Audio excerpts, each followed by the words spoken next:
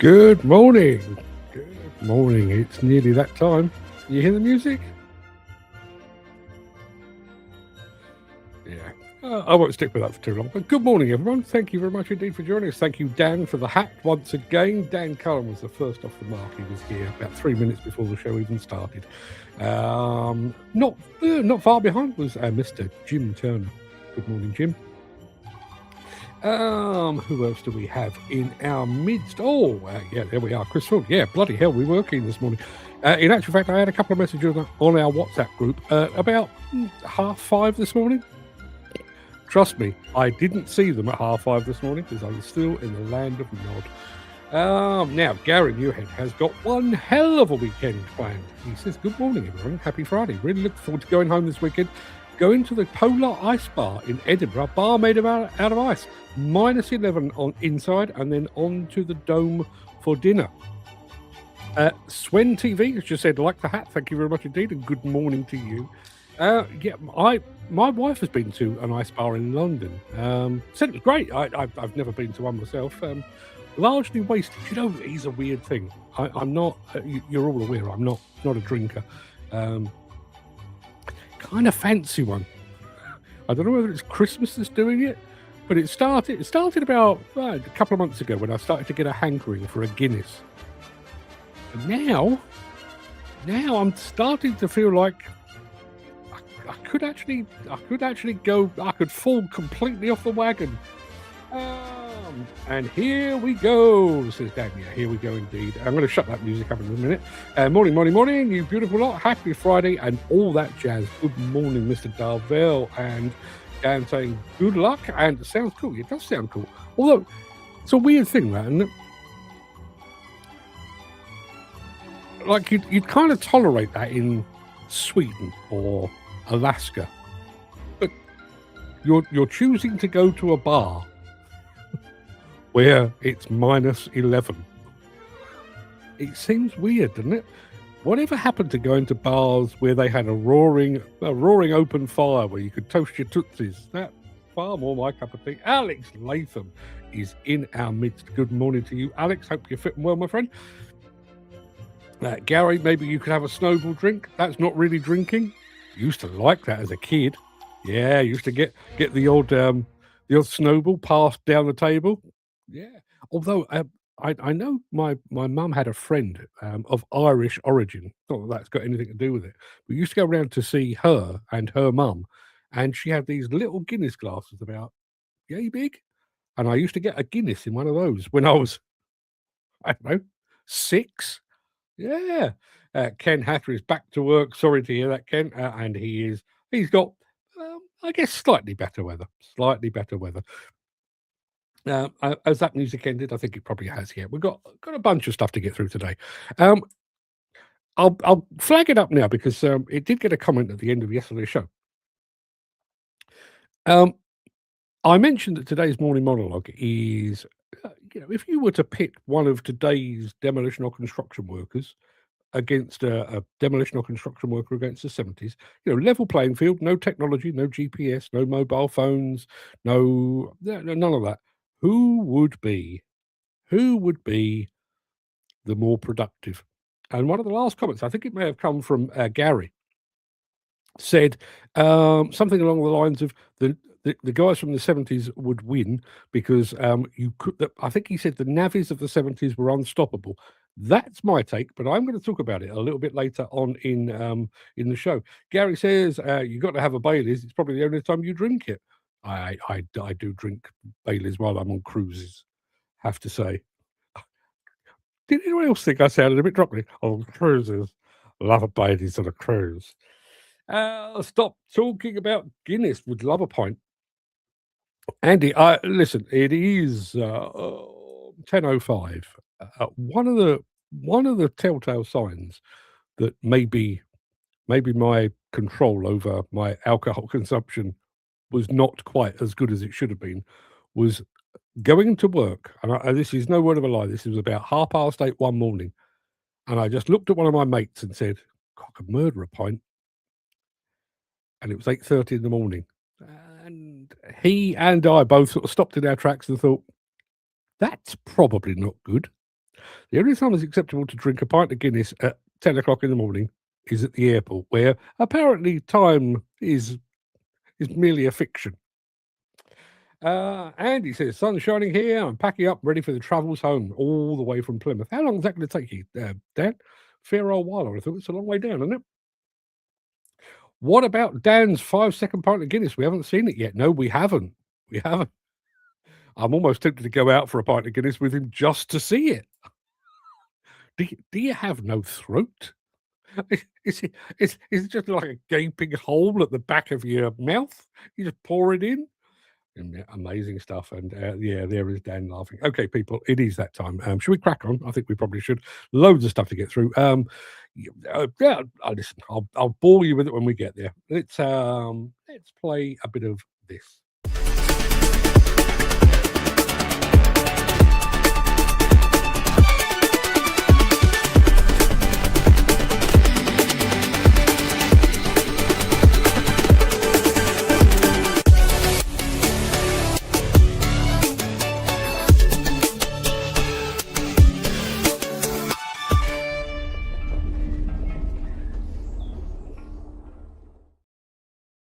It is Friday, the 12th of December. 13 days, fellas.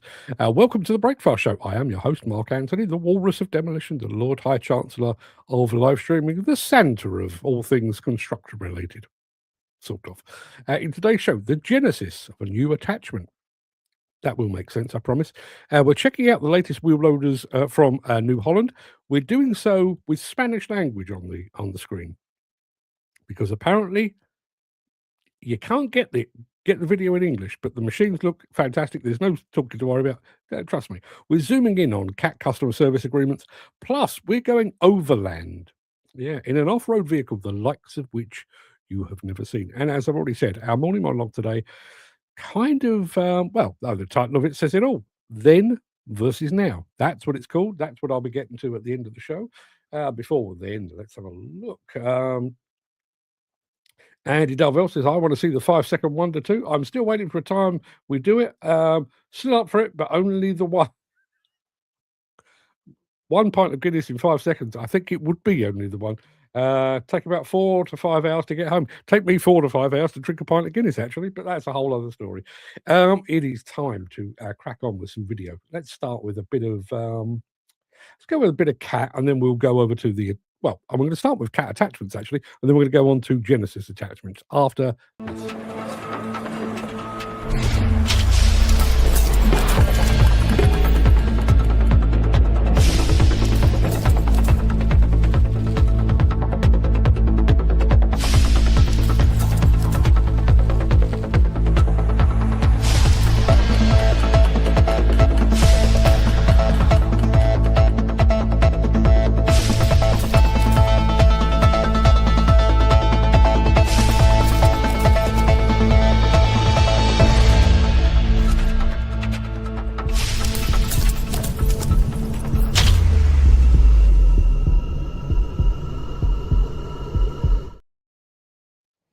As Chris George just said, 5 seconds to down it, back up in 3. It takes me 5 seconds to attempt to split the G. Really does. Still got to try out a cat hammer. Finning, if you're watching, there's a fella there wants to go and have a play on one of your breakers. Let's have a look. What have we got? Yes, we're going to go and look at Genesis. American attachment brand. Top-notch attachments. And this is what they look like.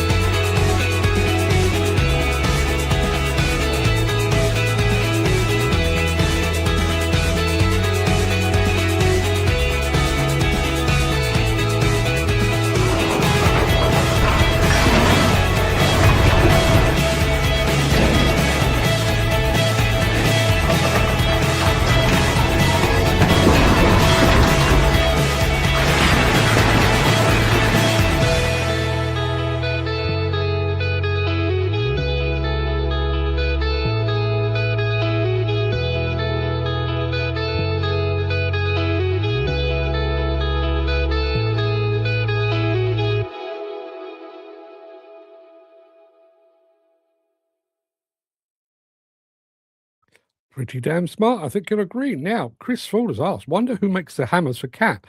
I looked while that video was playing, and apparently they're making their own. They're actually making their own over in Texas somewhere. Waco, I think. Those of a certain age may remember the Waco siege, David Koresh and all of that. Apparently they're making their own. Gary Muirhead, funny to see an attachment brand that's not Italian. It is actually. You're quite right. Some serious cutting power there, says Chris Ford. Wouldn't want to get my fingers in the way. No, you certainly wouldn't. Have you any plans? Have you any plans for a New Year show like the Mystery Machine and Question of the Day? Well, the Question of the Day will be returning next week, actually. Our resident quizmaster, Mr. Muirhead, sent me a couple of questions the other day that are very kind of festive, Christmas based, and I thought I'd save them to the last week. So we've got that coming back. What I don't actually have a direct replacement for the Mystery Machine, but I was listening to a podcast last night, and it kind of set me thinking. There is a system out there online where you can bet on random predictions. Like, for example, you can bet on certain words that Donald Trump may say in his next speech and things like that. Now, I'm not talking about parting with money here, but I did wonder about sort of tapping into, the collective hive mind of our audience and actually putting down. I'll come up with a subject and I'll get you to kind of suggest what you think the outcome of that will be. Like, I'll give you a vague example. So I featured yesterday for about a nanosecond the JCB 50-tonner. So one of the questions might be, will the 50-ton machine or the 50-ton JCB machine make a debut in the UK during 2026? And we'll leave you to vote yes or no. And we'll save those up. And then we will revisit. So if in 2026 it is launched, we can go back and say, well, Gary got it right, Jim got it right, Dan got it right, and so on down the line. I'm kind of playing around with that in my head. So watch this space. Jim says, I've got a Ballycastle Cheapo Bailey's advent calendar, mostly chocolate, but it has 3 miniatures in it. And today is a miniature day. Can you imagine? Oh, the joy of opening that door and, oh, look, there's a wee Bailey's in there. And might try the 5 seconds Guinness up, though. People, I'd like to point out that, I'm anti-alcohol now. Please drink responsibly. But if you are planning to down a pint of Guinness in 5 seconds, please, please, please, for the love of God, make sure there is a camera pointed at you. I want evidence of this. Dan says, now that is a brute of a shear. It is. I think Mark will be having a long, relaxing 2-week break. Yes, that is the plan. No, that is absolutely the plan. Correct me if I'm wrong. Have you said that we were to revisit the predictions of 2025? To be perfectly honest with you, I kind of ran out a year. I need to be better at that. I do need to be better at that. I start to worry about what's going to happen in 2026 around about 30th of December. My young apprentices will be pleased. The question of the day is back on. Good. Can we guess the sound of an engine or a piece of equipment from a manufacturer? Some have a distinctive sound. It's quite a hard one on the basis that I'm going to have to basically go out and record the damn things. But as I say, I think maybe the Mystery Machine thing was too rigid, too inflexible. Maybe it should just be we'll have a game section where for a couple of minutes a day, I will come up with something. It might be a mystery machine. It might be a machine sound. It might be, identifying a famous person by their silhouette, whatever it might be. I think if we call it, the GameStop or something like that, and we'll do that. Hold that thought. I'll see what I can do. Dan, I think we started something. Yeah. I don't even know why I bother coming up with stuff for this show, because you lot are way better at it than I am. Now that's a good one, Gary. I tell you what, I mean, one of my plans for 2026 is to get out and about a bit more than I have this year. I don't know what it is. I seem to be able to find time seem to be able to find time to jump on a plane, fly over to Louisville, for example, and spend a week there fanning around. And yet, to actually spend half a day going to a site here in the UK, I seem to find an excuse not to do that. I do need to get myself out and about. And if we are going to get out and about, I will be taking the recording equipment with me. And as a result, I'll be recording equipment. See if you can figure that out. I really like the Big Fat Quiz of the Year that we did a while back. Yes. It was actually called the Dig Fat Quiz of the Year, if you remember. Yeah. One of my master strokes, that was. Where are we? Where are we? 12th. I tell you what, why don't we what the fuck I'm asking you? I'll have to do it. Why don't I come up with 20, 30 questions for the last show of the year, which I think, did I say it was the 22nd? Hang on. Bear with.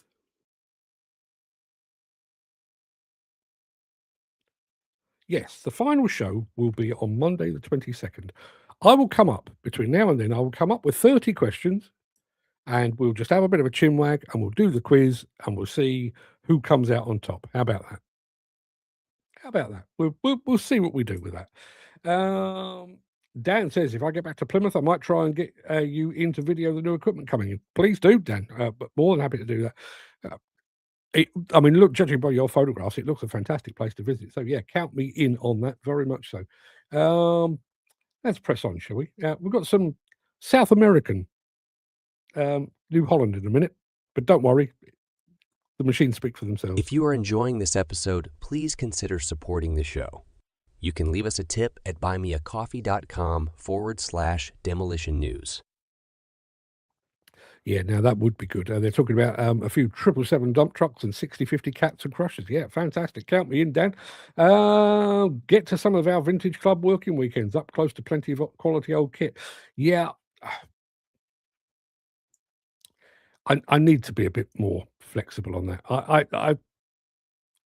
I've having spent years and years traveling for work, I took a decision a few years ago, long before I started this show, that weekends were kind of sacrosanct. It was, I wouldn't impose upon family time for work. But that was when I was working in an office or working away or whatever it might be. I'm now here 24/7. So, yeah, I think the weekends could be a little bit more flexible. I think that's a great idea, Jim. You can hold me to that. Why has New Holland not revisited construction equipment in the UK? Well, it's a damn good question because for years they made some bloody good kit. And judging by what you're about to see, they still do. Have a look.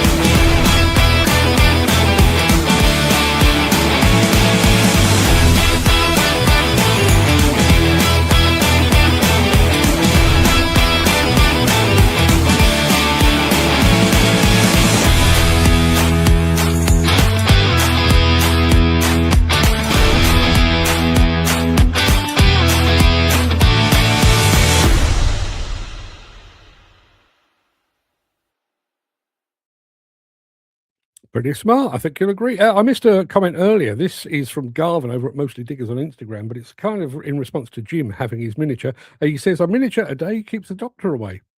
If only I'd known. If only I'd known. Let's have a look. What do we got?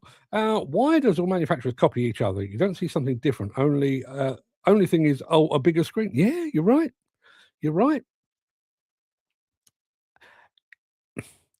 I find it hard to believe that we have truly reached peak digger. When you look at I say that, when I think about technology, I'm looking at an array of screens here and all the stuff, and, my computer is as thin as anything, it's super lightweight. I've got a MacBook Air, which is about yay thick, and, I've got all and that has come on leaps and leaps and bounds. But when you look at cars have all got very samey, haven't they? Back in the '70s when I was growing up, never a petrol head, but I could tell a car purely by its profile. You look at it side on, "Oh, well, that's a TR7, that's a Triumph Stag," or whatever it might be. They look exactly the bleeding same now. But I do wonder why it is. Bearing in mind, the way that demands have changed within this industry of ours, be it construction or demolition. We're digging deeper, we're demolishing higher.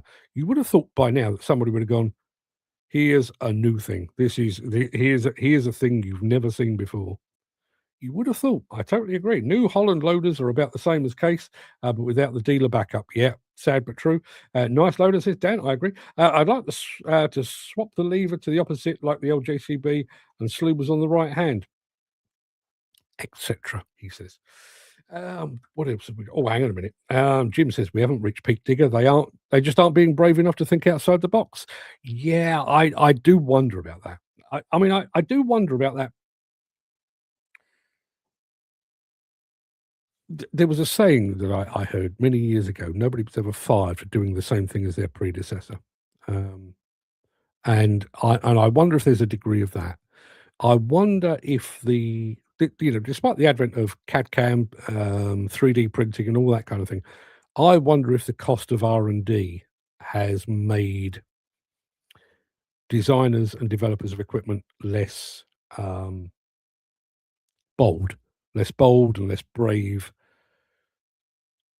And I also wonder, this is a discussion we had a couple of weeks ago. I wonder who those designers are now designing for. Are they designing for the operators that will be expected to spend their working life in that machine, or are they being designed for their fellow designers, for their design boss, for the head of manufacturing, for the shareholders, none of whom will ever sit in that machine? If there are any manufacturers watching, please feel free to add your comments on that. What do we got? Oh yeah, we're talking Caterpillar service agreements and the like right now. Well, I say that we're going to do this bit first. Since the finance bill came into effect in April, the construction industry has seen a surge of fuel thefts. The rising cost of living has placed an additional risk of theft by employees and contractors, as well as opportunistic thieves. By using diesel dye and placing warnings of its use, you are sending a clear message that this is your fuel.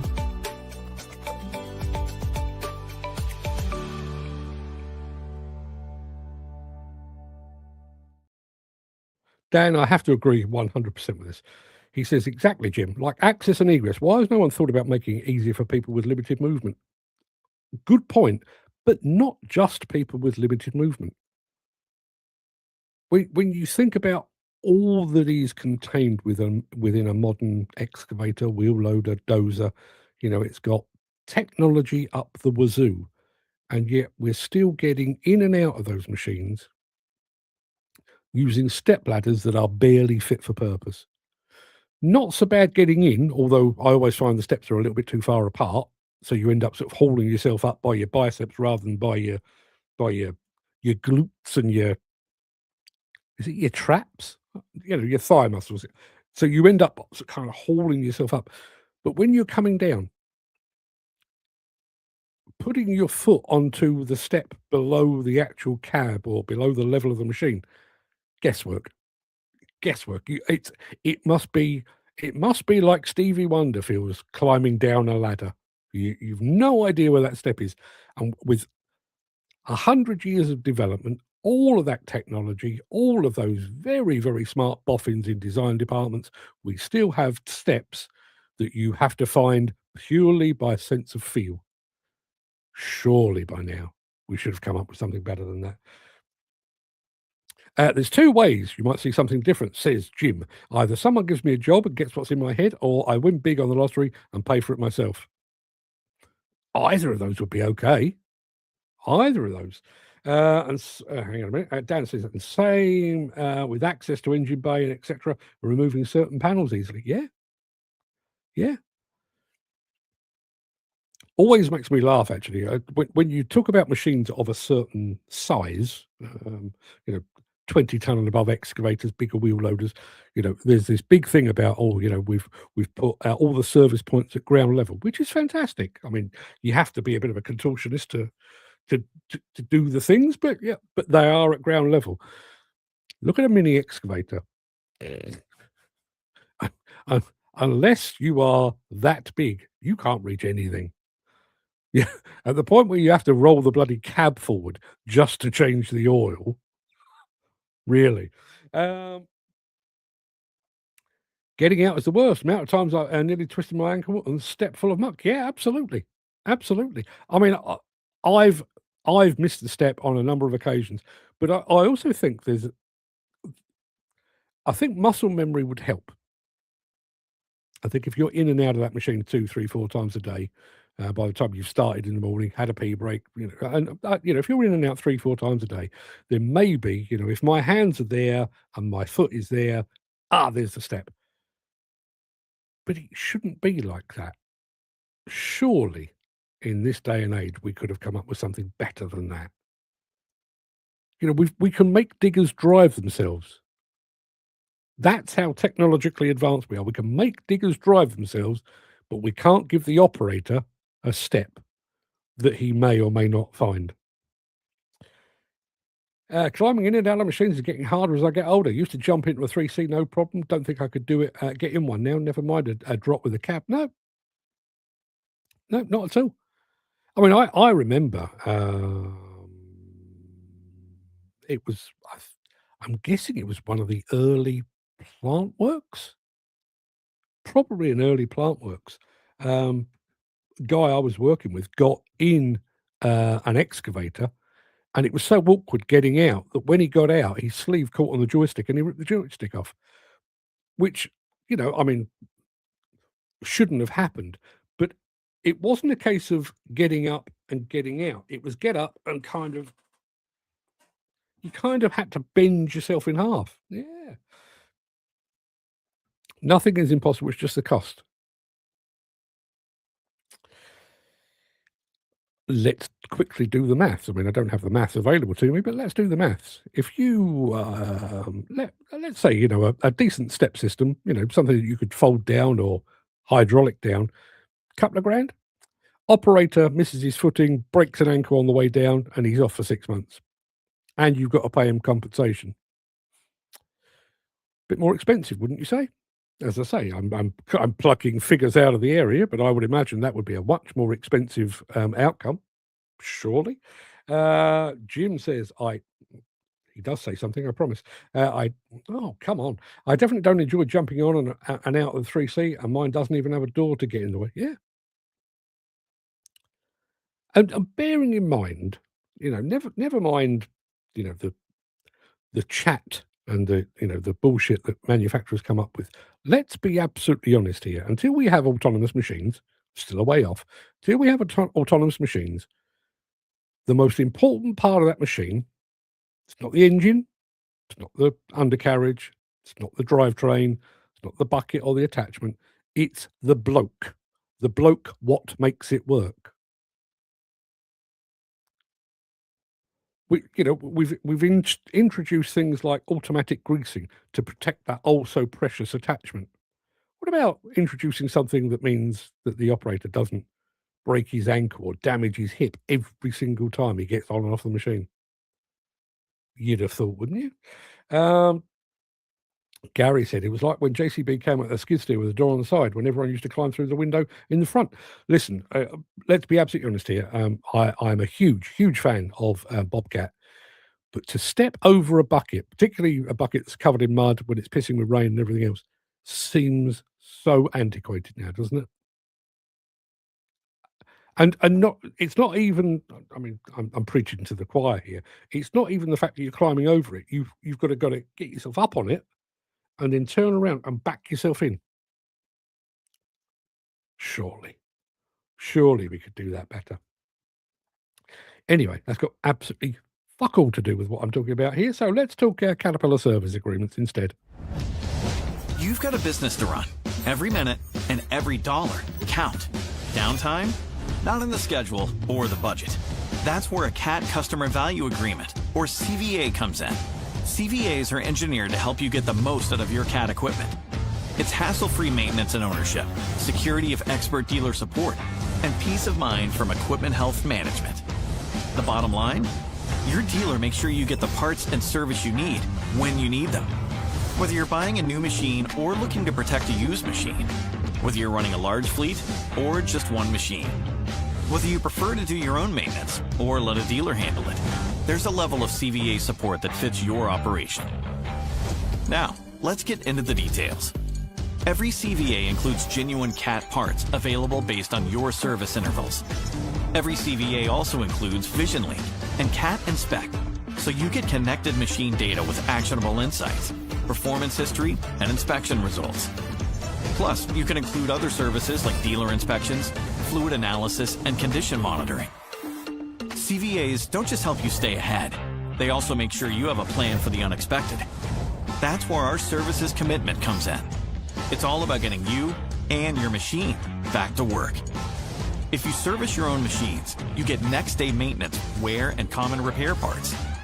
And if you opt for dealer labor, your repairs get fixed in 2 days. If we don't meet our commitments, you get CAT credits. Another benefit? CVAs with dealer labor get you on track for the CAT Certified Maintain program, which designates your machine as expertly maintained and ready to perform. And when you have documented service history, your machine resale value can increase. With a CVA, you know what to expect and when to expect it. Costs are predictable, maintenance is planned, your machines stay ready to work. You invested in a CAT machine. CVAs help you get the most out of it. Talk to your CAT dealer to learn how a CVA can protect your investment and help your business today. To be clear, that's a CVA, not what my children used to say to me when I told them to tidy their bedroom, which was CBA. That is can't be asked. True story. Let's have a look. We've had something here from Gary, who says, that's the new CAT. Just turned 100 hours. 100 hours. Woohoo. Woohoo indeed. How long have you had that? 2 weeks, is it now? Kind of lost track, to be honest. The trouble with step systems is they're easily damaged, usually when the operator's in the cab. Then you've got to climb over to get it, climb over it to get out. All true, but, you know, I mean, I'm talking about step systems here. I mean, obviously, I've seen some very fancy ones. The one on the case backhoe loader at Balmer a few years ago that kind of, and it was specifically for operators in wheelchairs. So you could sort of lower the thing down, put the wheelchair in and raise them up. The system that was used on the Jumbo that Despa had now, obviously it's a vast machine, and it was just a step system that was sat like that, and you could walk down the ramp and everything else. But there are mechanical systems. It doesn't need to be complicated. It's just a matter of the will, I would have thought. Dan says, was talking to a guy yesterday, telling me about a guy who at work who broke his arm. Company said if he sits in a van and still get paid. I said to him to report it. Yeah, sit in the van and still get paid. That's a riddle, surely, is it not? I have a thing about keeping steps clean. If you want a bollocking, don't clean your step off every day in conditions where there's a build-up. The young lad is afraid of losing his job, but I said it's his right to claim and report it. I agree 100%. What a ridiculous situation we have in this industry where you break your arm at work and you are fearful of reporting it. That's a thing that's broken more than his arm, I would have thought. We got a new book yesterday, by the way. Yeah, got a new book. I told a big fan of the shows, but also the writing. Do you remember the old American chef, come writer, come travelogue person, Anthony Bourdain? very sadly committed suicide a few years ago, but I've got all his books. They have posthumously released a new book, which is like a collection of stuff that he published, a collection of stuff that was never published, bits of a book that he was writing before he died, was never finished. But I say I ordered it. I ended up getting Fred to order it. I was made aware of it on a website, and it had a not that I'm too worried about the aesthetics of a book, but it's really nice old-fashioned red cover on it. And I went to Amazon to buy it, and the British version doesn't have that cover. So I went to Waterstones. No, apparently we're not getting that version. You can only get it in America. And to get it in America, it was going to cost me $20 for the book and another $9 for the for delivery. Told Fred about this. He had a quick look. Amazon Germany came up with a thing. It was cheaper than buying it in America, and the delivery was about $1. Happy days. I got that yesterday. Speaking of books, which I kind of wasn't.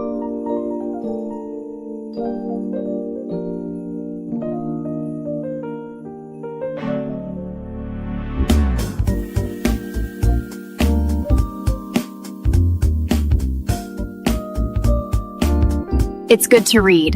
Head over to the Demolition News bookstore. Maybe I'll see you there. I'm supposed to have triggered something at that point, aren't I? Bear with me. I've got a button for this. There we are.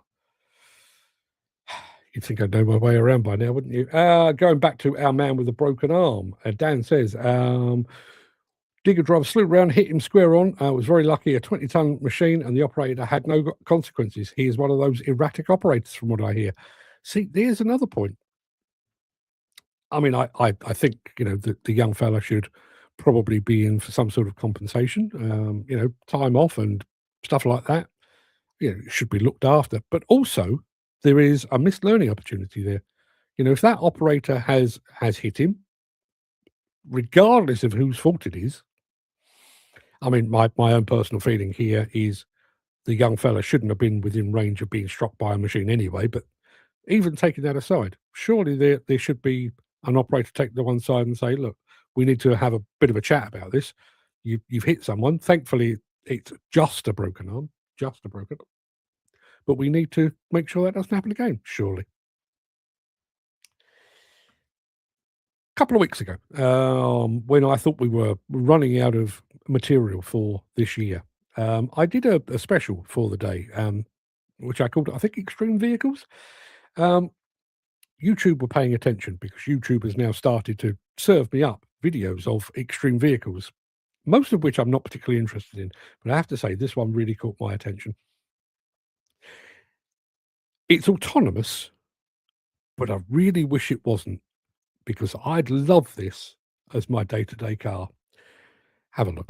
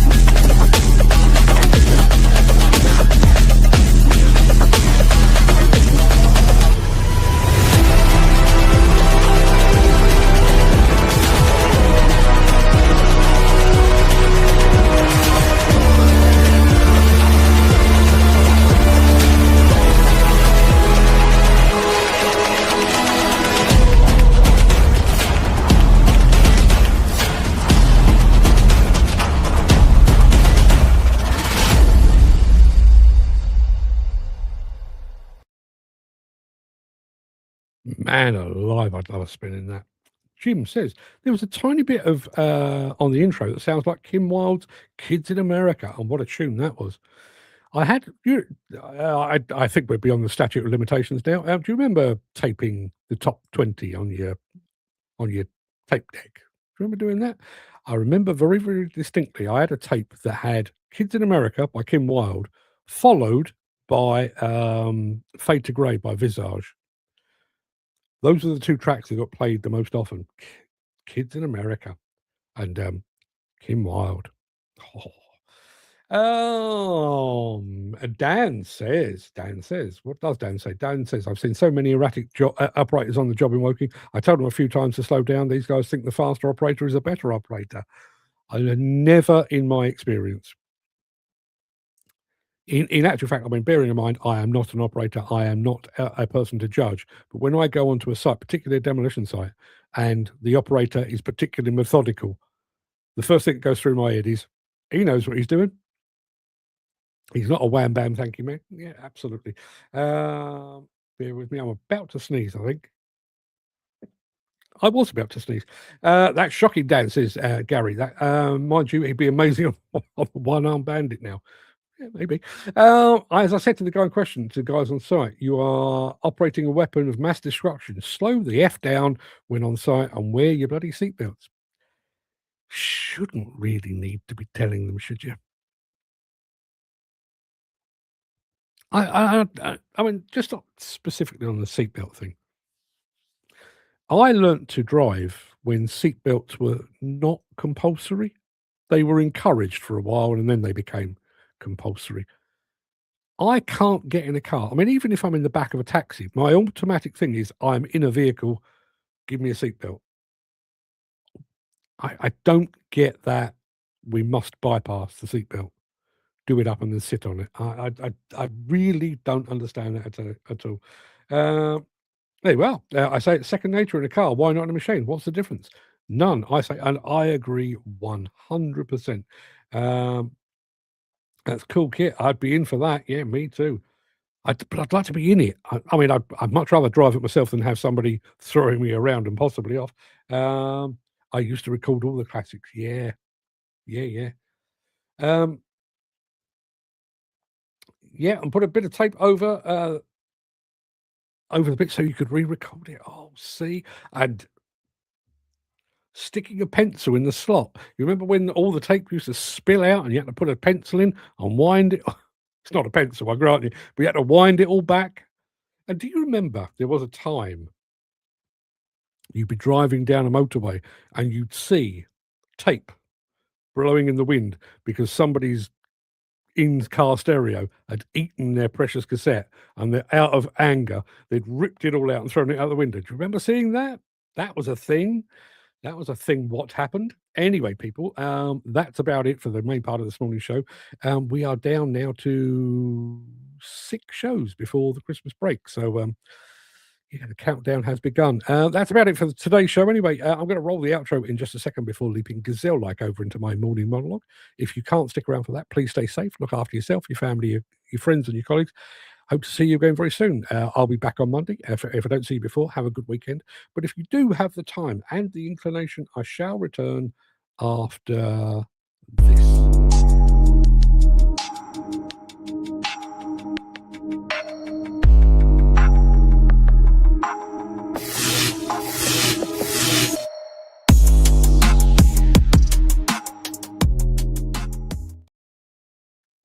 It's an awful thing to admit that your heroes have been surpassed.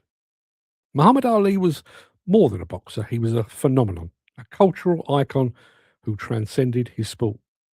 But at 6'3" and 214 pounds, he would be dwarfed by some of today's giants. Lennox Lewis stood 2 inches taller than Ali and was more than 40 pounds heavier. Anthony Joshua is an inch taller still and another 10 pounds heavier. For all of Ali's speed and guile, he would have been outgunned in height, reach, and weight by the heavyweights of today. As a West Ham fan, I still cling to the notion that Bobby Moore was the supreme defender.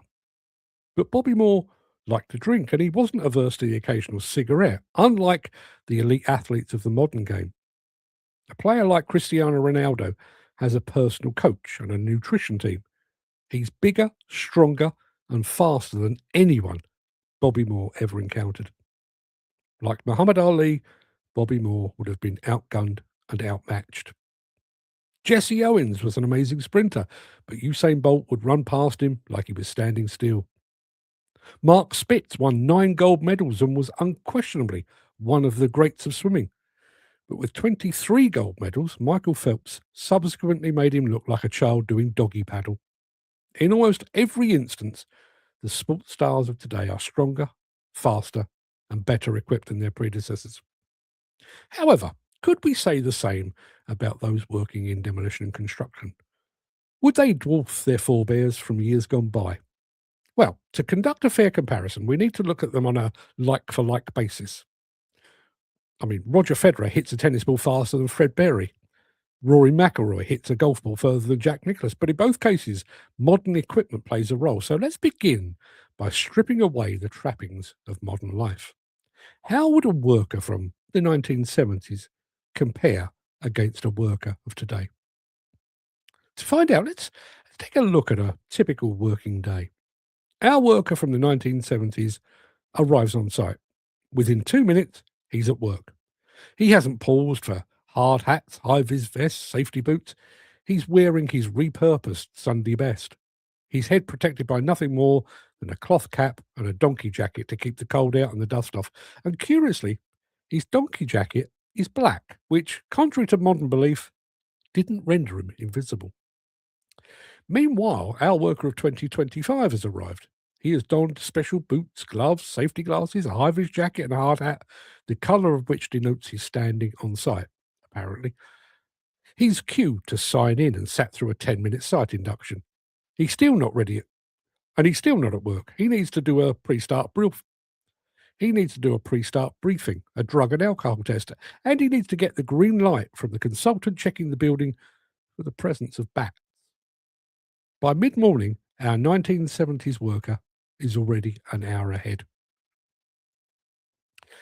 Now let's turn to the true test, the nature of the work itself. While the 2025 worker is signing forms, his 1970s counterpart is engaged in strenuous manual labour that simply doesn't exist on modern sites today. Before the widespread adoption of hydraulic excavators and hydraulic breakers, demolition was a visceral pursuit conducted with sledgehammers, mattocks and shovels. Those tools built a level of raw, functional strength that few modern jobs require. The 1970s worker was an athlete by necessity. Every day was a weight training session fueled by practical need rather than a gym membership. This difference in physical demand leads us to diet. The typical 1970s labourer's diet was robust and high in calories. A full English breakfast and a hearty pub lunch maybe. That intake was essential to power the immense effort expended. While less clean than the macro-counted diets of modern athletes, it provided the energy for sustained, heavy work. However, the health impacts can't be ignored. The ubiquity of smoking and the lack of protective gear meant constant exposure to asbestos and harmful particulates. While physically hardened, the 1970s worker often suffered cumulative damage to his lungs and joints that shortened his career, if not his life expectancy. The 2025 worker, while potentially carrying more weight and relying more on machinery, probably benefits from better nutrition and superior healthcare. The comparison is further complicated by regulation. The 1970s worker operated in what was effectively a Wild West. No risk assessments, no method statements, and that enabled rapid execution. The task was identified and the work began. The 2025 worker operates in a world driven by the Health and Safety at Work Act 1974. Every action is measured and planned. That means less time on the tools, but it also means fewer accidents. Our 1970s worker tended to be a jack of all trades, whereas the modern site is a collection of specific contractors. In one sense, the 2025 worker is technically superior, but within a narrow field. Yet strip away the powered tools and laser levels, and the 1970s generalist with his raw physical ability and adaptable skill set, may well prove to have been the more competent worker. If a sudden electromagnetic pulse rendered all digital tools and machines useless, who would be more effective? The 1970s worker possessed an intuitive, hands-on understanding of materials. His strength was in his back and his biceps. His knowledge was etched into the scars on his hands. His tools were an extension of his body, not a replacement for it. The industry has evolved to save the worker's body, but perhaps at the expense of their self-reliance. I guess short of a breach in the space-time continuum, I can never fully test my prognosis. But if I was a betting man, my money would be on the industry's old school. What do you think? Take technology, take equipment out of it. The 1970s worker in a straight head-to-head with a 2025 worker. Who comes out on top? That's what I'd like to know.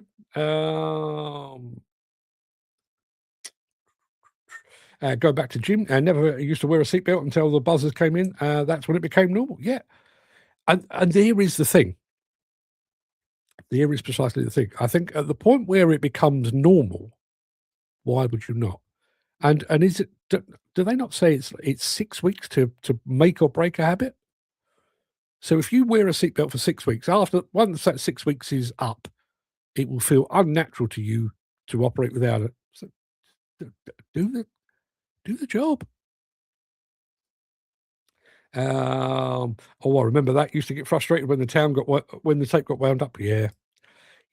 And do you know what was particularly annoying about it? Like every Christmas when I was a lad, I can't remember how old I'd have been. Probably a young teenager, I would have thought. And part of my, the Christmas gifts was always a pack of blank tapes. And I remember getting one, I think it was called a Memorex, and it was completely transparent. There was no branding, no labels on it. It was completely transparent, and it was a 120, so you could get like 2 hours of music on there. And I remember being very selective about what I put on there. And then one day, the tape player ate the tape. Devastating. Who remembers the 8-track in their car? I had an 8-track in my bedroom.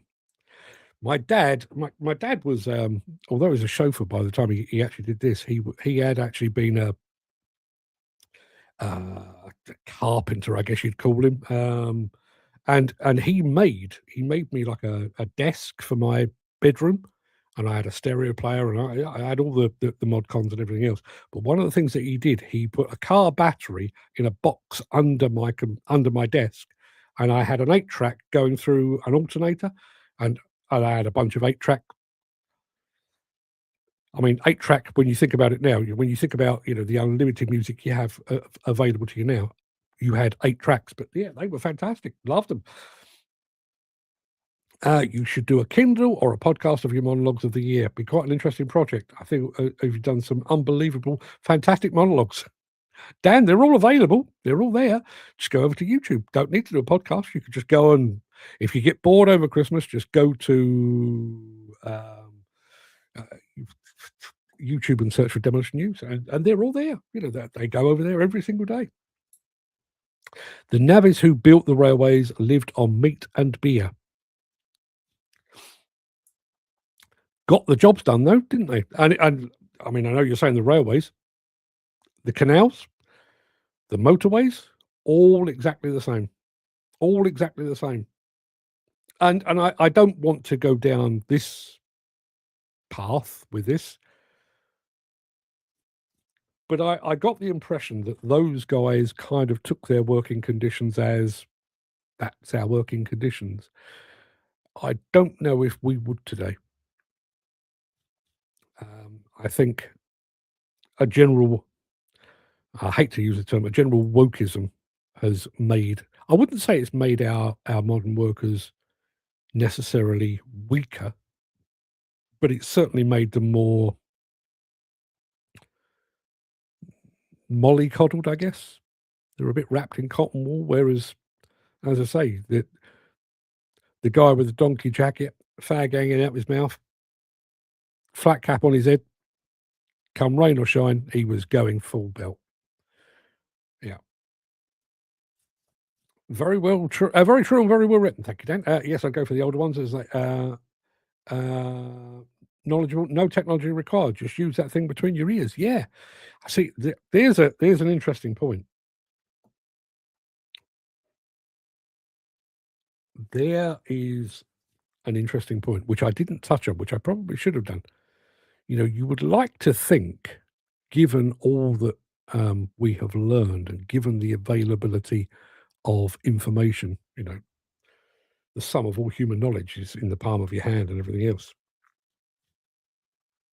Were the old labourers of old smarter than those of today?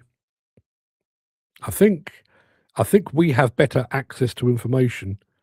They were probably more street smart. I do want to quickly say good morning. We have I don't think it's overstated the fact. We have a motor racing star in our midst. We absolutely do. Over on Instagram, Ricky Collard. Ricky, good morning to you, my friend. How you doing? How's your dad? Good to see you here. Yeah, Ricky is Rob Collard's son. Rob Collard is Demolition Man, motor racing driver. Ricky Collard, motor racing driver. Ricky, fantastic to see you here. Thank you very much indeed for joining me. I remember my favourite Annie Lennox tape got wound up. I pulled the radio out of the car, was so cheesed off. Yeah, I bet you did. Annie Lennox. My wife hates Annie Lennox with a passion. And for one reason and one reason only. Do you remember, I think it may have been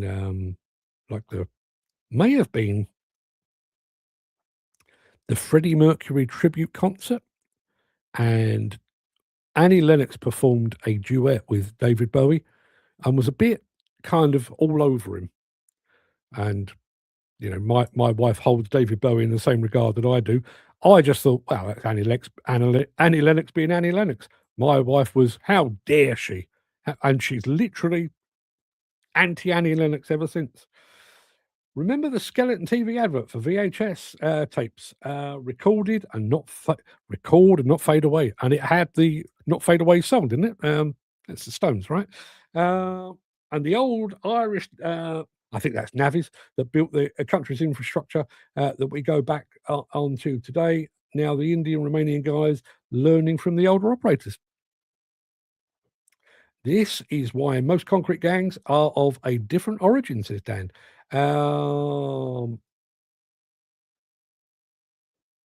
AC/DC, Freddie Mercury, Annie Lennox. Those were my tapes. Yeah, listen, I was never particularly. I didn't divide them up. It was like, what's the hit parade this week? And as I say, I remember Kids in America feeding into Fade to Grey, which to this day remains one of my favourite songs. Really does. 70s without a doubt, says Jim. No phone getting in the way, less cokeheads, just a roll up and smoke whilst grafting. Yeah.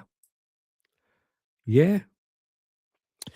There's a point in there. Obviously we talk about drugs and alcohol and I've never understood the drug thing. When I got to 14, when I looked about 11, I started going to my local pub, tucked myself away in a corner. So I'd go up to the bar to buy a drink, but I'd kind of tuck myself away.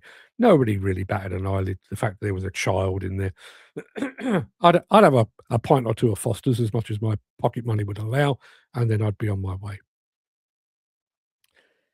As I got older, I progressed. I became a more professional drinker, shall we say? And as I got older, still, I took it up as a full-time profession, and my pints of Foster's became bottles of Jack Daniels. One of the reasons I don't drink anymore. But at no point, even when I was drinking, at a national level, at no point did I think, do you know this ain't really doing it for me. What I need is something to make me manic and depressive, or so laid back I'm asleep. booze always got the job done for me. I've never, a couple of my mates dabbled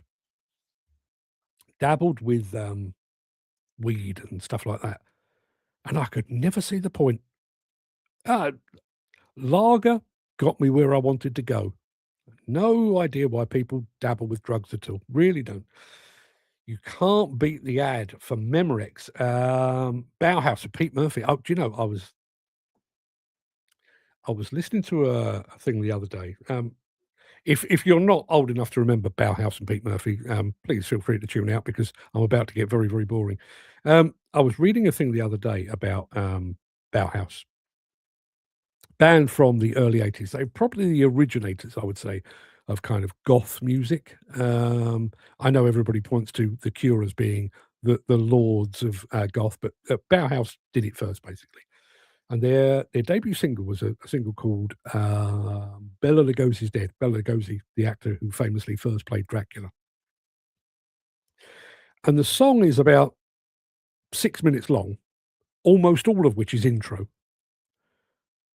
And yet the record company said a band that has never, ever released a song will allow them this luxury to have this weird and strange song.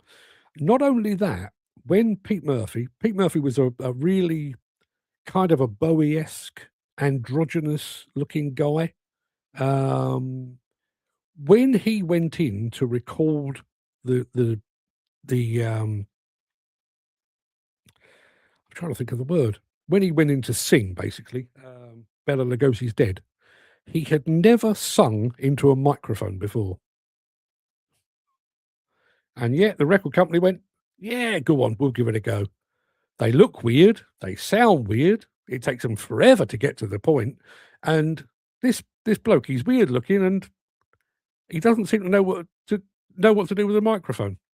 That'll be a hit then. And yeah, I mean, I don't think it was a major hit, but it certainly troubled the charts back in the 80s.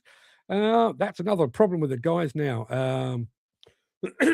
These guys don't stop at a beer. They go the whole hog on drugs too and go mad if there's drugs and alcohol tests on site. Yeah. And as we were saying yesterday, this notion of acceptance.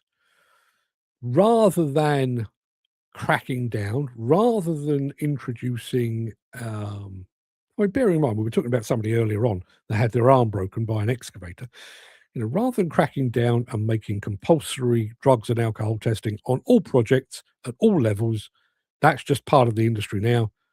No. If you work close to a railway, you might get it. If you work in mining, you might get it. If you work in general construction, you probably won't get it. And even if you are going to get it, we have a management infrastructure that will tip you the wink. Going out the weekend, yeah, don't come in on Monday. We've got the drugs and alcohol testing. Leave it till Wednesday. That's what we do. What the hell?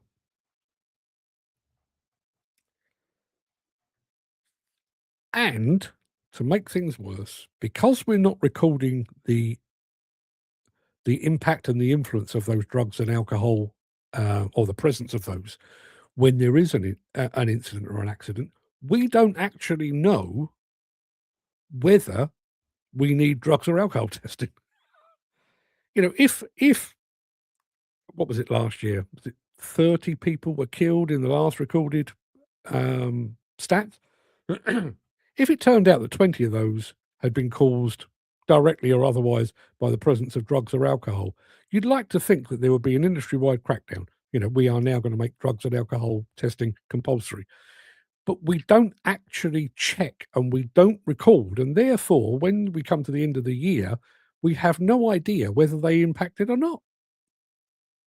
And we carry on.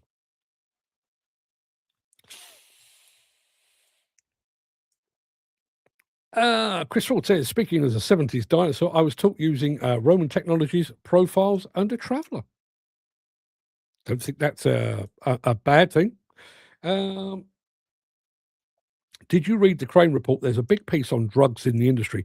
I've got to be honest with you, Andy. I downloaded it, I started it, and then I got distracted. I started to, well, I had to go and do something else. It's still on my computer. I will take a proper look at that because, you know, drugs and alcohol, suicide, they're all things that interest me enormously. I wish they didn't. I wish they didn't exist, but I do need to go and have a look at that.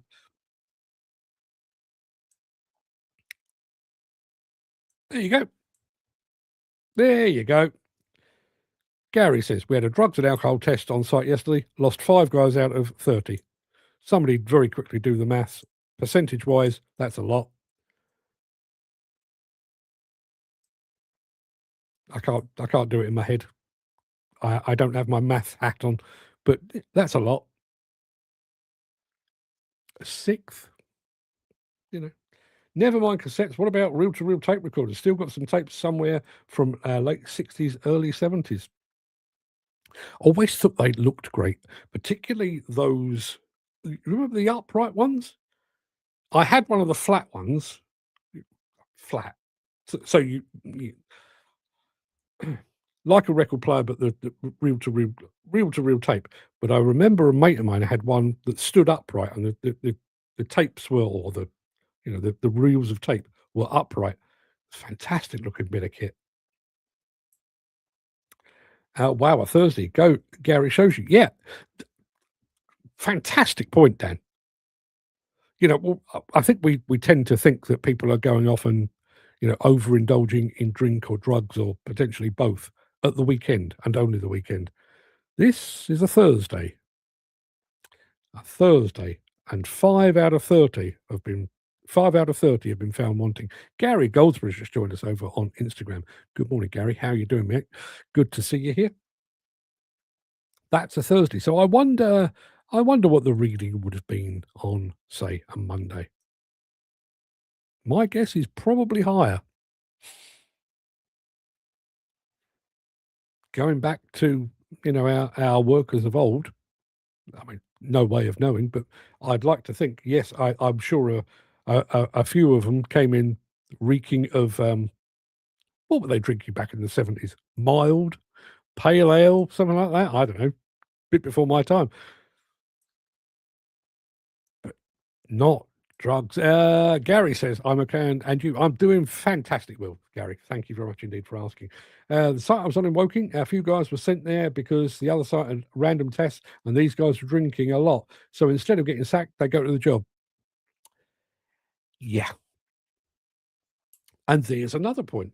I mean, I realise we've kind of lost the thread of 70s versus today. But if you are, those 5 guys, I don't mean the burger chain, I mean the 5 guys on Gary's site that have been sent down the road because they've been found to be over the limit of drugs or alcohol or both. Chances are by Monday next week, they'll be back in work. Get onto an agency, get onto somebody they know in the industry. Oh yeah, I was working on that. I quit that. I'm doing something else now. All right, okay, yeah, crack on. Yeah.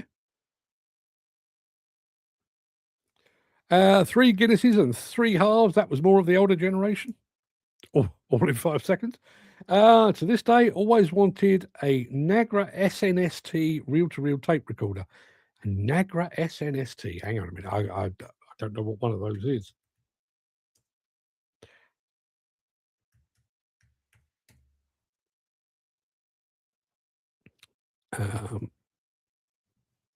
Oh, yeah, mate, I can see why. I can see why. I tell you what, bear with me a second. Going to get that down and back up again. Bear with me a second. This is on Mr. Thornton's bucket list. Who wouldn't want one of those? I mean, surely every man in the world would want one of those. Big fan of being able to see the workings. Remember, I've had in years gone by, I remember having a couple of Swatch watches. My first one was doing its best to look like not a Rolex, but a quite expensive watch, metal strap and everything else. But the second Swatch I had was entirely transparent. you could actually see the gubbins. See? Why don't we have equipment like that where you can see the gubbins? Chris Ford says, as the old Ian Jury song, don't get me started on Ian Jury. Big fan. Sex and drugs and rock and roll is all my brain and body needs. Not in this game, pal. Yeah. What? Why was he never poet laureate? Yeah.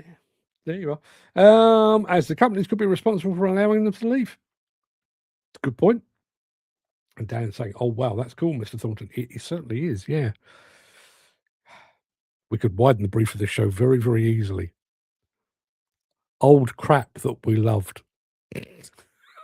Because there is a certain thing. I've just said about things where you can see the gubbins, watches where you can see the works and stuff like that. But there's also a certain set of colours. I'm sure I must have mentioned this before. There's a pale green Fender guitar, probably a Stratocaster, but it's a pale green, and that pale green I don't believe exists in the modern world. It was very much a colour of its time, and I would say exactly the same about Vespa and Lambretta scooters. There's a pale blue one. Again, that is it's a colour that is of a machine and of its time.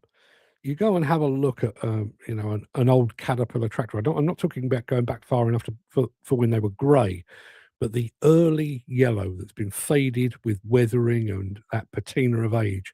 There is a very specific colour to that. Yeah, you can still get green fenders, but I think the reason that one has lasted as long as it has is because it's like nothing else.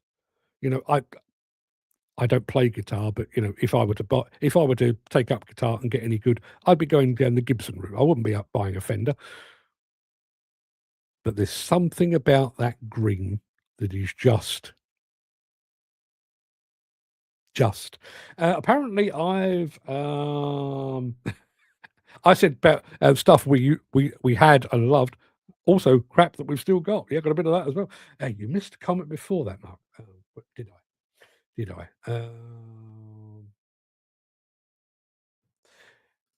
That one, Gary. Did they allow them to drive off-site?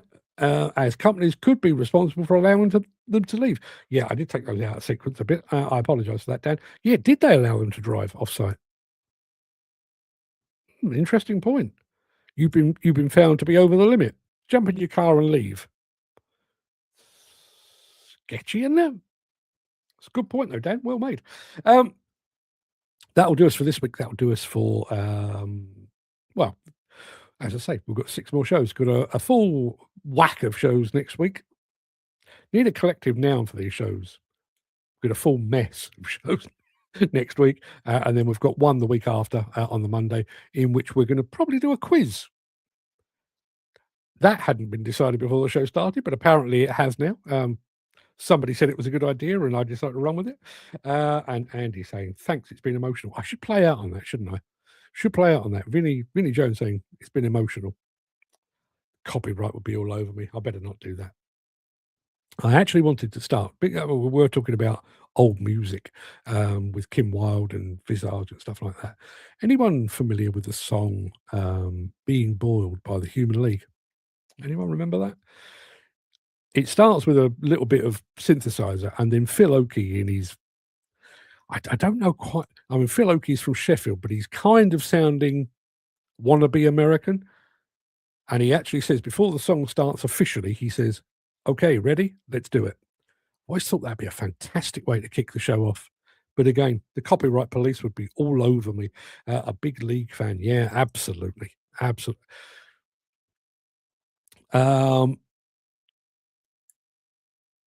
And Heaven 17. Yes, saw them a few times. Never got to see the Human League, but I remember playing Dare to Death. What was that? About 81, 82, something like that. And the worst song on it was the one that they're all known for. Don't You Want Me Baby was on Dare, and apparently legend has it that the singer didn't want it released. And there were much better songs on that album than that. And they kind of faded out, synth music kind of went away, and then they came back with the song "Love Is All That Matters," and everyone went, "Oh yeah, they really were bloody good, weren't they?" Used to have his hair cut, Andy. So did I. So did I. There was a period. Anyone doesn't remember?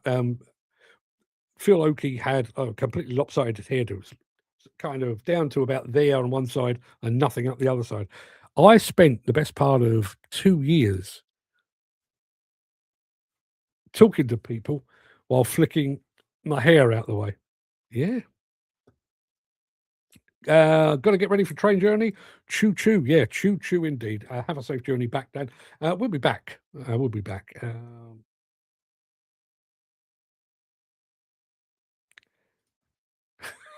I decided to keep the nothing up the other side. Andy, you and I have so much in common. You decided, apparently. I had little choice of the matter. iPhone's 1 minute behind. It's like being Back to the Future. Strange, lost track. Which one's live first? Listen, do yourself a favor. If you want to feel like a time traveler at any point, I don't know why you would, don't bother getting yourself a red body warmer. Don't bother getting yourself a DeLorean. All you need to do is open up a bunch of tabs on your computer or your device, and open up Instagram and YouTube and LinkedIn and Facebook, and flick between them, because you can then watch me say the same thing over and over again. If you get the sequence right, you will be able to watch them all. And Dan is saying I missed another comment. Yeah, because you said government. I thought, I won't put that up because that doesn't make any bleeding sense. But he says, I think it's gather those closest to you, hug them and tell you you love them. And the government's got nothing to do with it. And Canch of shows. Dan, so bloody true. I'm not sure what's true, but anyway, there we are. There we are. We're done. We're done. We're out of here. We are done, dusted. No more for any more. Everybody. Oh, can you imagine? I think that for many people would be considered hell on earth. Me on constant repeat. Oh, can you imagine? I've got these in, so I don't have to listen to me. I'm listening to this Human League in the background. I'm not. I'll see you on Monday. Have a good weekend, everyone. See you soon.